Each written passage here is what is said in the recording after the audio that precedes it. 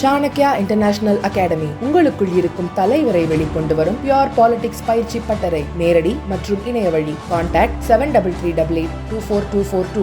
அனைவருக்கும் முதற்கனுடைய பணிவான வணக்கத்தை தெரிவித்துக் கொள்கிறேன். இப்போ புதுசா ஒருத்தர் கட்சி ஆரம்பிச்சிருக்காரு, சனிக்கிழமை மட்டும் வேலை செய்யற மாதிரி. ஆனா நம்மளை பொறுத்தவரை நாளும் கிழமையும் நடிந்தோர்க்கு இல்லை, ஞாயிற்றுக்கிழமையும் நமக்கில்லை என்று சொல்லத்தக்க அளவுக்கு வருடம் 365 நாளும் மக்களுக்கான பணியில், மக்களுக்கான போராட்டத்தில் ஈடுபட்டு கொண்டிருக்கூடிய இயக்கம் செங்கோடி இயக்கம் என்பதை நான் இங்கே பெருமையோடு குறிப்பிட விரும்புகிறேன். 365 நாளும் வேலை செய்தாலும் நமக்கு ஓய்வில்லை, ஒளிச்சல் இல்லை. மக்களுடைய பிரச்சனைகள் என்பது அப்படி மலை போல் குவிந்து கிடக்கிறது. ஆகவே கடந்த ஏறத்தாழ 33 ஆண்டுகளுக்கு மேலாக தமிழகத்தில், தமிழ்நாடு முழுவதும் உள்ள அனைத்து பிரிவு பழங்குடி மக்களையும் ஒன்றிணைப்பதில் ஒரு மாபெரும் சாதனையை தமிழ்நாடு மலைவாழ் மக்கள் சங்கம் நிகழ்த்தி காட்டி இருக்கிறது என்பதை இங்கே பெருமையோடு குறிப்பிட விரும்புகிறேன். ஆதிவாசி இரண்டாவது நான் சொல்ல விரும்புவது, அந்த பரிந்துரையே தவறானது. ஏற்கனவே புலையன் என்பது எஸ்சி பட்டியலில் இருக்கிறது. கேரளாவில் எஸ்சி பட்டியலில் இருக்கிறது, தமிழ்நாட்டில் எஸ்சி பட்டியலில் இருக்கிறது. புலையன் என்கிற இனம் இந்தியாவில் எங்கேயுமே பழங்குடி பட்டியலில் கிடையாது. ஆகவேதான் ஊட்டி பழங்குடி ஆராய்ச்சி இயக்கத்துடைய இயக்குநர் மகேஸ்வரன் அவர்கள் இவர்கள் புலையன் அல்ல, மலை புலையன் என்று தெளிவாக அந்த பரிந்துரையை குறிப்பிட்டார்.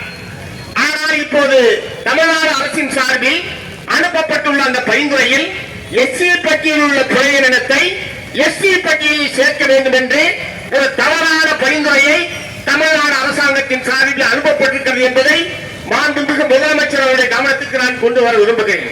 இது இரண்டாவது மிகப்பெரிய தவறு. ஏற்கனவே மலைப்புலையன் கேரள மாநிலத்தில் பழங்குடி பட்டியலில் இருக்கிறது.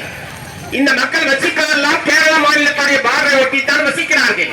அது கோவையாக இருந்தாலும், திருப்பூராக இருந்தாலும், கொடைக்கானல் மலைப்பகுதியாக இருந்தாலும் இன்றைக்கும் அங்கே கொள்பனை உட்பட வைத்துக் கொண்டிருக்கிறார்கள்.